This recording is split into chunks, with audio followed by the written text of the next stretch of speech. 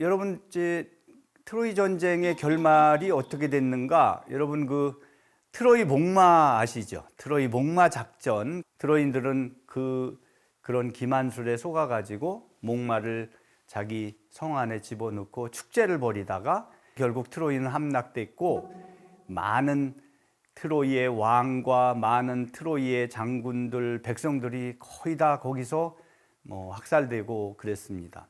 자, 트로이는 패망했는데 거기에 아이네아스라고 하는 트로이의 원래는 왕의 사위였습니다. 아이네아스가 자기 아버지와 자기 일족을 이끌고 탈출해서 이탈리아의 라티움까지 유랑을 하고 라티움에 정착해서 새로운 나라를 세웠다는 것입니다. 그러니까 전쟁에서 패했던 트로이가 로마로 부활했다, 이제 이렇게 얘기할 수 있고요. 그래서 이제 로마의 역사는 트로이 전쟁의 패자 부활전이고, 트로이인들의 후예가 로마로 이제 새로 부상해서 이렇게 발전했다.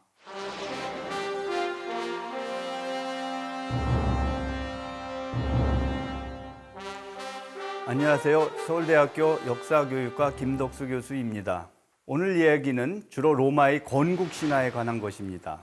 어느 나라나 자기 나라가 어떻게 시작되었는지에 대한 건국신화를 가지고 있습니다.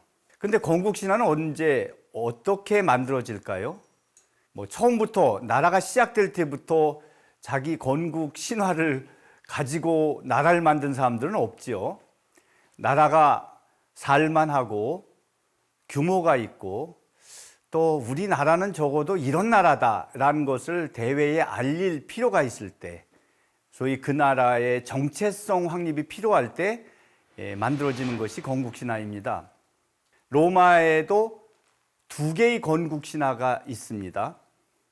첫 번째 신화는 트로이 전쟁에서 패망한 아이네아스가 일족을 이끌고 라티움에 와서 제2의 트로이를 건설했다는 트로이 건국 기원설입니다. 두 번째는 아이네아스의 그 17대 손인 로물루스 레무스 형제, 바로 그 로물루스 레무스가 로마 건국의 시조가 되었다는 로물루스 건국론입니다. 자, 이 두 개의 건국 신화는 그럼 언제 만들어졌을까요? 그것은 로마가 라티움 지방의 작은 산골 마을에서 시작해 가지고 이탈리아 반도를 정복하고, 그리고 또 지중해 세계에 강력한 제국으로 발돋움해 갈 때, 그래서 또 로마 정치는 공화정에서 제정으로 넘어갈 때, 바로 그 시대에 아우구스투스 시대라고도 하는데요. 바로 그 시대에 베르길리우스라고 하는 작가가 아이네이스라는 작품을 썼는데, 거기에 바로 아이네아스 이야기, 건국신화가 잘 담겨 있습니다. 그 다음에 바로 또 아우구스투스 시대 때 리비우스라고 하는 역사가가 로마사를 집필했는데, 거기에 로마 건국 이야기, 특히 로물루스가 건국해서 로마가 700여 년 동안 어떻게 발전했는가, 이런 것들이 잘 나와 있습니다. 자, 그럼 좀 더 자세하게 베르길리우스의 아이네이스에 대해서 알아보도록 하죠. 아이네이스라는 것은 아이네아스의 이야기, 그렇게 풀이될 수 있는데요. 그런데 흥미로운 것은 베르길리우스가 이런 그 아이네이스라고 하는 작품을 쓸 때에 그가 기원전 8세기 그리스의 아주 유명한 이제 시인 호메로스의 일리아스와 오디세이아를 그대로 차용하고 거기에 연결해서 로마 건국 서사시 아이네이스를 썼다는 것입니다. 일리아스는 바로 트로이 전쟁에서 그리스가 승리하는 과정의 일부를 담고 있습니다. 그 다음에 오디세이아는 여러분 이제 트로이 전쟁의 결말이 어떻게 됐는가? 여러분 트로이 목마 아시죠? 트로이 목마 작전, 거기서 마치 트로이를 떠난 것처럼 트로이에서 안 보이는 쪽에 가서 다 숨어버리고 그 전에 이제 목마를 만들어서 해안에 놔두고 일종의 후퇴 또는 뭐 돌아간 것처럼 꾸몄죠. 트로이인들은 그런 기만술에 속아가지고 목마를 자기 성 안에 집어넣고 축제를 벌이다가 거기서 뭐 오디세우스나 몇 명의 장군들이 나와서 성문을 열어 제치고 그리고 이제 돌아간 줄 알았던 그리스 군대가 트로이 성을 파괴했습니다. 그래서 이제 결국 트로이는 함락됐고 많은 트로이의 왕과 많은 트로이의 장군들, 백성들이 거의 다 거기서 뭐 학살되고 그랬습니다. 그리고 나서 이제 오디세우스를 위시한 모든 이제 트로이 전쟁에 갔던 그리스 영웅들이 이제 자기 나라로 돌아갔지요. 근데 그 중에 이제 오디세우스가 돌아가면서 겪는 또 어려움을 오디세이아에 담았습니다. 그래서 저 호메로스의 두 작품을 벤치마킹한 베르길리우스는 거기에 착안해서 아이네이스라고 하는 작품을 썼던 것입니다. 자, 트로이는 패망했는데 거기에 아이네아스라고 하는 트로이의 원래는 왕의 사위였습니다.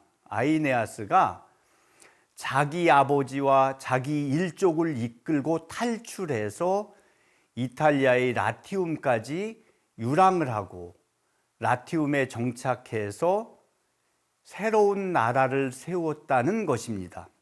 자, 그러니까 이게 어찌 보면은 트로이 전쟁에서 살아남은 아이네아스의 이야기다.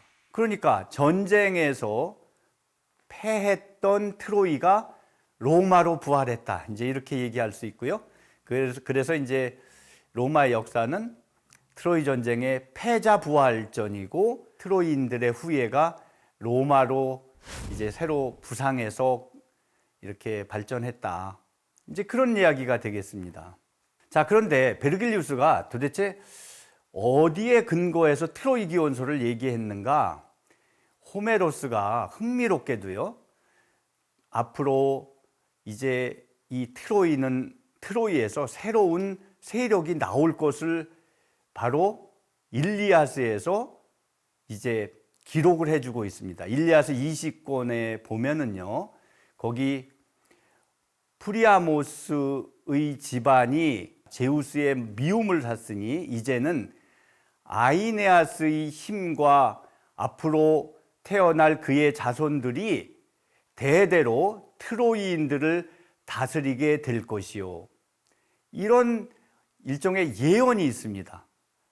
그러니까 베르길리우스는 호메로스의 이런 기록에 근거해서 아이네이스를 쓴 것이죠. 아이네이스의 첫 번째 시작을 이렇게 말합니다. 무구들과 한 남자를 나는 노래하노라.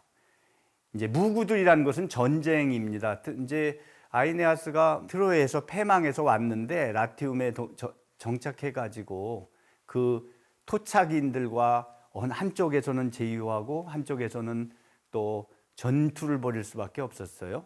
특히 우리가 이탈리아에 도착하기 전에 바로 카르타고에 들려서 그 당시 카르타고의 디도라는 여왕과 만나고 또 사랑을 한 이야기가 들어 있습니다. 이제 아이네아스가 거기서 디도하고 사랑하고 거기서 정착하면은 장차 로마를 건국해야 할 그 역사가 안 이루어지잖아요. 그래서 이제 결국은 디도를 떠날 수밖에 없게 됐는데 디도 여왕이 떠나는 아이네아스에게 분노해서 저주하고 그리고 자기의 이 백성들에게 앞으로 저 아이네아스가 가서 나라를 만들고 그러면 그들과는 또는 그들의 후손과는 절대로 사귀지 말고 불구대천의 원수로 알아라. 그러면서 이제 디도 여왕이 자살하는 것으로 아이네이스에 되어 있습니다.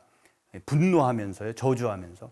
그런 것들이 나중에 포에니 전쟁에서 카르타고와 로마가 전쟁을 하고 결국은 이렇게 불구대천의 원수가 된 것을 예표하고 있는 것이죠. 그러니까 이런 것들이 다 이제 아우구스투스 시대니까 이미 다 로마가 이후에 경험할 역사를 다 미리 알고 이제 아이네이스 안에다가 기록을 한 것입니다. 그러니까 이제 어찌 보면은 건국 신화가 미래에 일어날 일을 전부 다 그 안에서 이제 담고 있었다. 이제 예언서처럼요. 아이네아스가 이제 로마로 오기 전에요, 저승에 가서 아버지 앙키세스를 만나는 장면이 있습니다. 아버지는 이제 같이 탈출은 했지만은 로마까지 함께 가지는 못했습니다. 나중에 이제 죽었는데요. 바로 앙키세스가 이제 로마에 가기 직전에 아이네아스를 만납니다. 아이네아스가 이제 앙키세스를 이 하계로 내려가서 만나는데요. 앞으로 로마가 로물루스부터 아우구스투스 시대까지 로마가 지중해 제국으로 나아가는 700여 년의 역사를 앙키세스가 예언하는 그 장면이 있습니다. 이제는 두 눈을 이쪽으로 돌려 내 이 로마 민족을 보아라. 여기 이것이 그가 올 것이라고 너도 가끔 들은 적이 있는 그 사람으로 신의 아들 아우구스투스 카이사르다. 아우구스투스 이름까지 거론하면서 이렇게 예언하는 장면이 있습니다. 자, 이런 것들이 건국 신화 이야기에 담아 놓음으로써 아우구스투스로 하여금 이러한 시대사적 사명을 가진, 이미 건국 신화에서 예견된 사람이다, 이런 것들을 이제 부각시키는 것이죠.